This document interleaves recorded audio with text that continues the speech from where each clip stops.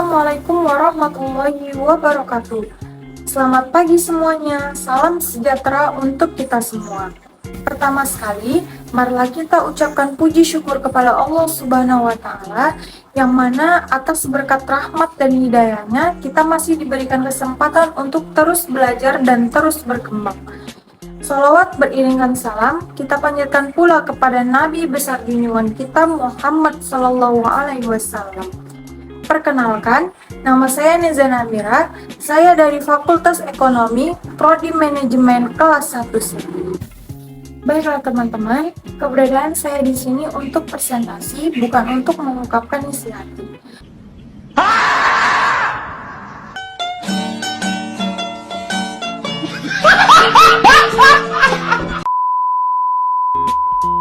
Materi presentasi saya ialah menulis karya ilmiah.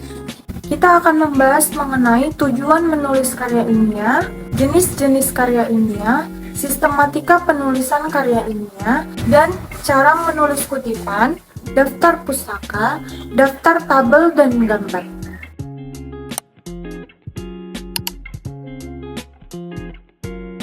Langsung saja kita masuk ke materi yang pertama, yaitu tujuan menulis karya ilmiah. Karya ilmiah biasanya ditulis untuk mencari jawaban mengenai suatu hal dan untuk membuktikan kebenaran tentang sesuatu yang terdapat dalam objek tulisan. Tujuan utama penulisan karya ilmiah adalah untuk melatih peneliti berpikir kritis, komprehensif, dan mampu mengembangkan ilmu pengetahuan. Selain itu, karya ilmiah juga memiliki tujuan lain, seperti yang pertama, karya ilmiah bisa menjadi wahana untuk melatih ide. Yang kedua, menjadi wahana transformasi pengetahuan antar sekolah dan masyarakat. Yang ketiga, untuk membuktikan pengetahuan dan potensi ilmiah yang dimiliki oleh siswa. Yang keempat, pembuktian dalam menghadapi dan memecahkan masalah. Serta yang kelima, melatih keterampilan dasar dalam melakukan penelitian. Selanjutnya, saya akan membahas mengenai jenis-jenis karya ilmiah. Yang pertama, makalah. Makalah merupakan karya ilmiah yang menyajikan sebuah masalah yang penyelesaiannya mengandalkan berbagai macam data yang ada di lapangan. Karya ilmiah bersifat empiris dan juga objektif. Yang kedua, artikel. Artikel merupakan karya ilmiah yang memuat pendapat subjektif pembuatnya mengenai sebuah peristiwa ataupun masalah tertentu. Yang ketiga, skripsi. Skripsi merupakan karya ilmiah yang dibuat oleh mahasiswa untuk memperoleh gelar sarjana yang berisi pendapat berdasarkan teori yang telah diterbitkan sebelumnya.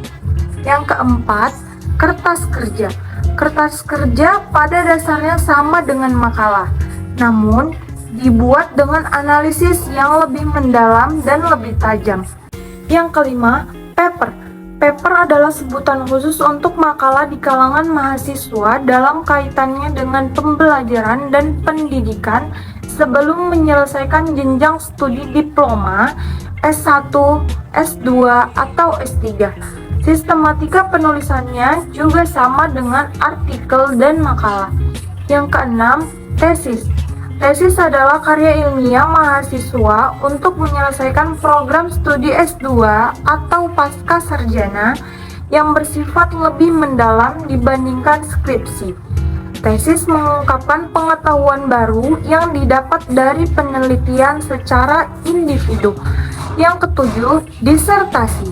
Disertasi diperuntukkan mahasiswa program S3 atau meraih gelar doktor yang mengemukakan analisis yang dapat dibuktikan oleh penulis berdasarkan data dan fakta sahih atau valid dengan analisis yang terperinci.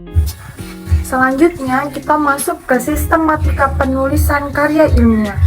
Sistematika penulisan karya ilmiah secara umum terdiri dari 1. Judul. Yang kedua, identitas penulis. Ketiga, abstrak. Keempat, kata kunci. Kelima, pendahuluan. Keenam, metode penelitian. Ketujuh, pembahasan hasil penelitian. Kedelapan, kesimpulan. Dan yang kesembilan, daftar pustaka. Selanjutnya, kita masuk ke cara menulis kutipan. Kutipan dibagi menjadi dua, yang pertama kutipan langsung dan yang kedua kutipan tidak langsung. Yang pertama, kutipan langsung. Cara menulis kutipan langsung ialah kalimat kutipan harus diintegrasikan dengan teks. Lalu, jarak antar baris 2 spasi. Berikutnya, kutipan diapit dengan tanda petik. Dan yang terakhir, menulis sumber kutipan, nama pengarang, tahun terbit, dan nomor halaman di dalam kurung. Selanjutnya, cara menulis kutipan tidak langsung. Cara menulis kutipan tidak langsung ialah kutipan diintegrasikan dengan teks, jarak antar baris dan kutipan adalah spasi ganda, lalu kutipan tidak diapit dengan tanda petik, dan yang terakhir, menuliskan sumber kutipan sama halnya dengan kutipan langsung. Selanjutnya, cara menulis daftar pustaka. Secara umum, isi dari daftar pustaka harus mencakup yang pertama, nama penulis, yang kedua, tahun terbit, yang ketiga, judul karya, keempat, nama kota dan organisasi atau badan perusahaan yang menerbitkan, kelima, tanggal salinan diterbitkan, keenam, nomor halaman sumber atau jika merupakan bagian dari volume multisumber. Contoh daftar pusaka ialah Zainab, Siti, 2013, komunikasi massa sebuah pengantar manajemen komunikasi, Sidoarjo, Zifatama, Publishing. Pembahasan kita yang terakhir yaitu cara menulis daftar tabel dan daftar gambar. Tabel dan gambar diberi nama dengan huruf besar di awal kata. Tabel dan gambar ditempatkan di atas atau di bawah teks yang membahasnya. Tabel dan gambar harus simetris di tengah halaman.